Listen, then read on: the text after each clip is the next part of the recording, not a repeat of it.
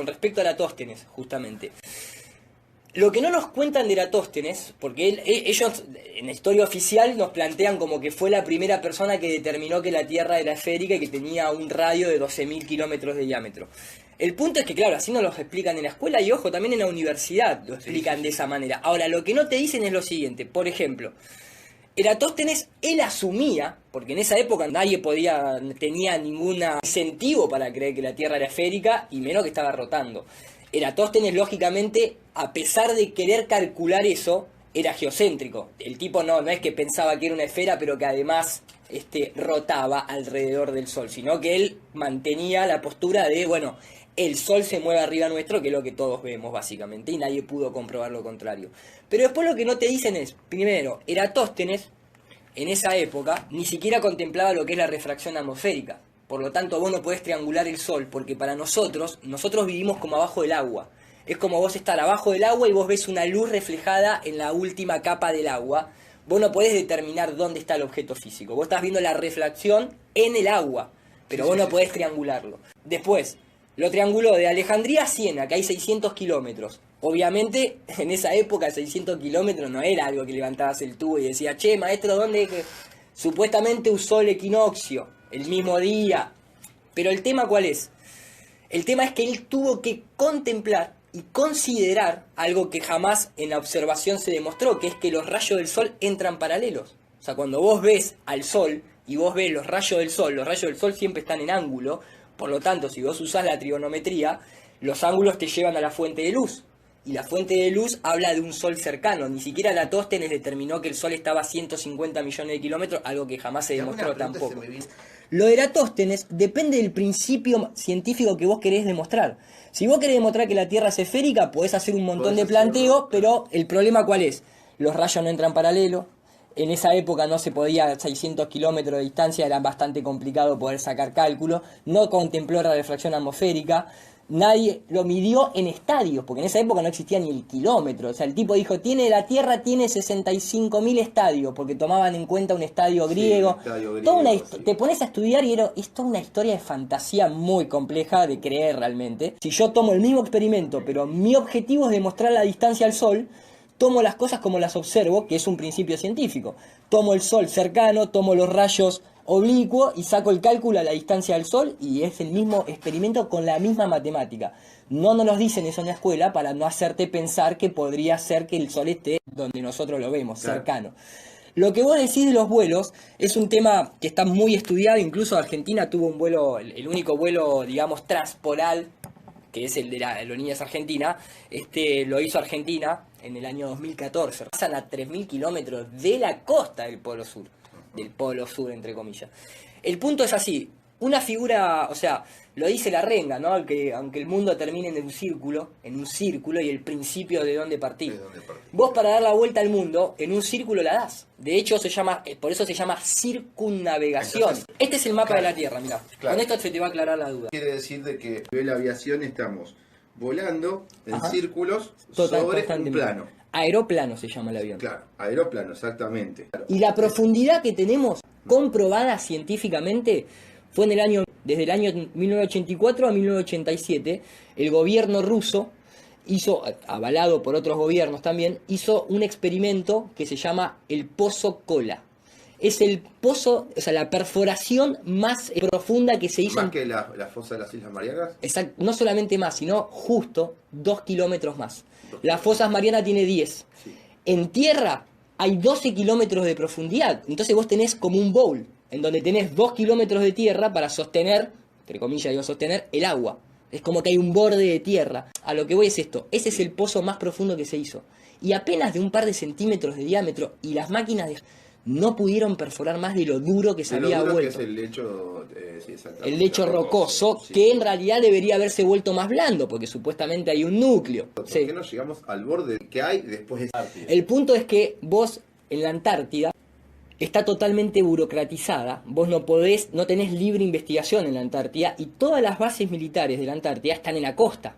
No hay ninguna base, o sea, nadie pudo cruzar jamás. O sea, no existe ningún vuelo. Supuestamente nos hacen creer que llegamos a la Luna, que llegamos a Marte, que la boya Ayer 1 traspasó el sistema solar, y no hay un solo vuelo que haya hecho norte-sur o sur-norte.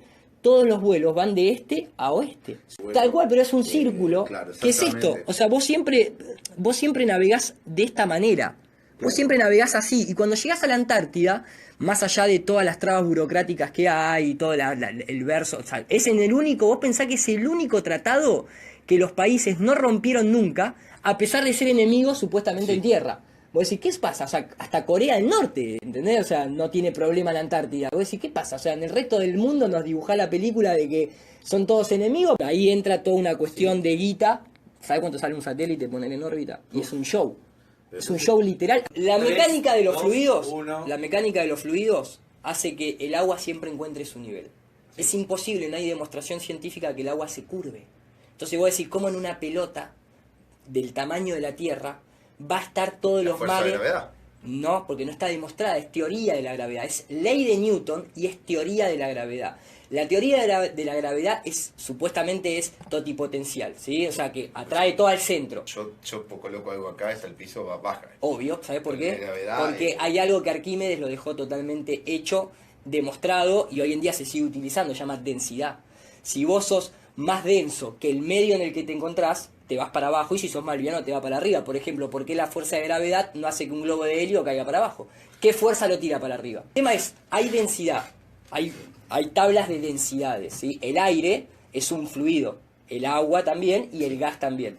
Si vos sos más pesado, si la densidad, vos sos más denso, no más pesado. Exactamente, más denso, por millón, exactamente, depende en el medio en el que vos te encontrás, o te vas para abajo o te vas para arriba. Es que lo que pasa es que no hay demostración de que exista la fuerza de gravedad. Ese es el punto, ¿entendés? O sea, nadie midió la gravedad jamás, es una teoría. Incluso te voy a decir algo que tal vez vos de los desconocés. ¿Vos sabés cómo se sacó la fuerza, o sea, los parámetros que se tienen que involucrar para sacar la fuerza de gravedad o la atracción gravitacional? Hay un parámetro que es una ridiculez. Esto me lo contó un ingeniero. Nosotros estamos acostumbrados a hablar de la gravedad porque lógicamente nos lo metieron en la cabeza. Si yo ahora pongo etimología de la palabra gravedad, del griego significa peso, no significa fuerza, y por eso la frase, todo cae por su propio peso. Gravedad significa peso, la densidad es una propiedad. El peso, la masa, tienen densidad, lógicamente. El punto ¿cuál es? Nadie refiere una fuerza, a una fuerza que te empuje para abajo, o para el centro en este caso. El punto es que la atracción gravitacional, para poder determinar la atracción gravitacional, los tipos, Bouguer, en el 1700, o sea que ni siquiera tenía herramientas como las de hoy en día, tuvieron que pesar la Tierra para poder determinar y encajar los números. ¿Para qué? Para algo que es empírico, 9,8 metros sobre segundo cuadrado. O sea, un objeto a nivel del mar. Si te vas más para arriba es otra cosa. Más para arriba, como hay menor densidad de aire y demás, los objetos caen un poquito más lento hasta que entran a la presión atmosférica normal. Ese 9,8 metros sobre segundo cuadrado es real. La gravedad supuestamente es una fuerza vectorial que te lleva hacia abajo. No hacia los costados. Inclusive en una esfera, me lo explicaba un ingeniero, eso no tiene sentido. ¿Por qué? Porque en una esfera vos necesitas descomponer ese vector en dos sí o sí, porque tenés que ir al centro. Por lo tanto, la fuerza ni siquiera podría ser de un vector solo, tendría que ser de dos. Cuando vos te pones a hablar con un ingeniero, se te llena el culo de preguntas porque te empieza a poner en... físico ni hablar, el físico te dice, en realidad no podemos explicar la física en un pizarrón. No se puede explicar. Es imposible, es obsoleto. Un montón de científicos se transformaron en noveleros. O sea, hoy en día cuando vos hablás con un deGrasse Tyson, cuando escuchás un Carl Sagan y demás, que hablan todos en cuestiones del espacio exterior, son todas novelas. No hay absolutamente nada demostrado, ni un agujero negro, ni una estrella de protones. Es más, déjame poner simplemente porque de un profesor de acá de la UBA, que habla un poquito en referencia a lo que es la divulgación científica, a lo que es en realidad la ciencia y lo que está pasando hoy en día con la ciencia real. ¿Qué dicen los textos sobre la ciencia? Le describen algo que no existe. Porque yo digo, si yo fuera un chico de 17 años y abre una de esas enciclopedias y le están diciendo esto es la ciencia, lo están embaucando. Desarrollo científico y tecnológico.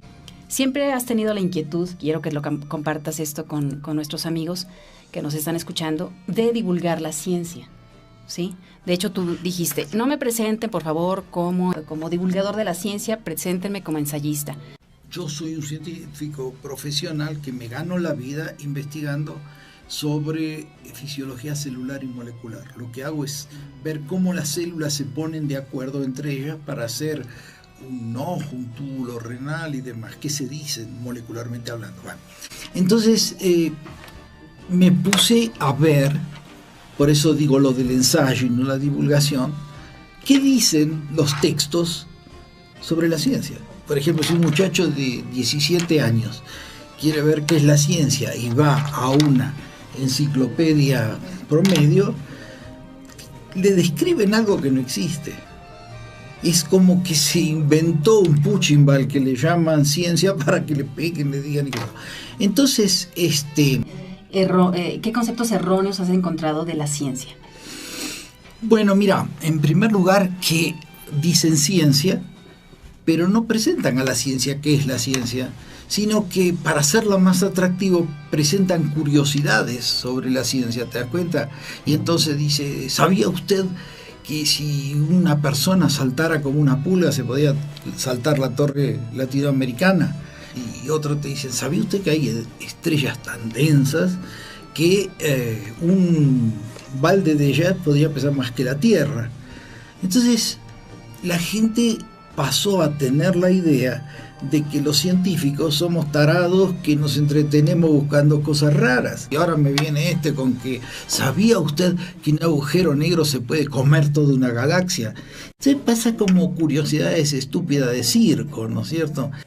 Es interesante porque la persona esta, los ejemplos que citan, es justamente de todo lo que nos estamos dando cuenta que es una religión y se llama heliocentrismo, que son los que controlan lamentablemente la mayoría, los jesuitas y el sionismo, las universidades. Ellos nos pusieron a dar vuelta a su sol, a su Dios. Nos dijeron, olvídate de tus sentidos, no te sirven para nada, te engañan. Sin embargo, sin tus sentidos no puedes cruzar ni calle 7 porque te lleva puesto un micro. La ciencia se basa en lo que es demostrable, observable y repetible. Es el principio científico. Sí. Los incas, los mayas, los aztecas, los navajos, los hindúes, los vedas, los tibetanos, esos hablan de una tierra plana. Todos, ninguno habla de una tierra esférica. Todos es un plano de existencia. Cuando vos me hacías el chiste recién de lo de las tortugas, el tipo se cagaba de risa y hablaba de las tortugas, los elefantes. Y vos fíjate cómo estamos nosotros de adoctrinados, que cuando yo si yo pongo acá cosmología hindú, ¿sí? Porque es la hindú esa, o sea, no te hablan de las otras, te hablan nada más que los mayas tienen una cúpula, de hecho en su dibujo de cosmología con una pirámide en el medio, que es esa que vos ves ahí. Esta que vos ves ahí es la cosmología maya. Es una cúpula rodeada con el sol y la luna dentro de esa cúpula, igual que están los templos masones, La luna y el sol en los templos masones están adentro de una bóveda, todas las iglesias tienen una bóveda. La misma concepción de egipcia también estamos todas, hablando lo mismo. Todas. El tema de la hindú es muy linda, ¿por qué? Porque uno boludea con la tortuga y los elefantes, ¿no? Entonces uno desde el lado terraplanista te dice, no, mirá, la tortuga refiere a quietud, la tierra está quieta. Los elefantes refieren a firmeza, a los pilares en donde está la tierra. Y después lo que se olvidan de la referencia hindú es la más importante. Te hablan de las tortugas, te hablan de los elefantes, pero no te dicen que está rodeado por una serpiente. La serpiente, fíjate que ni vos la nombraste, pero ¿sabés por qué hay una serpiente que se automuerde la cola? Ellos la representan muy bien, porque esto que vos estás viendo acá, la serpiente, ¿qué color tiene por lo general? ¿Con qué lo identifica uno? ¿Con qué color? Verde. Verde. Y vos sabés que lo que demuestra que la Tierra tiene una cobertura es la aurora boreal. ¿Qué color es la aurora boreal? El centro de la Tierra es verde. ¿Y cómo se mueve? Sí, como una serpiente. Como una serpiente. Entonces, esta parte nadie te la dice, porque entonces ahí les daría sospecha. Yo quiero que usted dé el veredicto de esto. Fíjate cómo estaremos nosotros de cegados. Que cuando hablamos de la Tierra fuese plana o no, yo te tendría que hacer la primera pregunta, que fue la que me hicieron a mí, yo me quedé callado.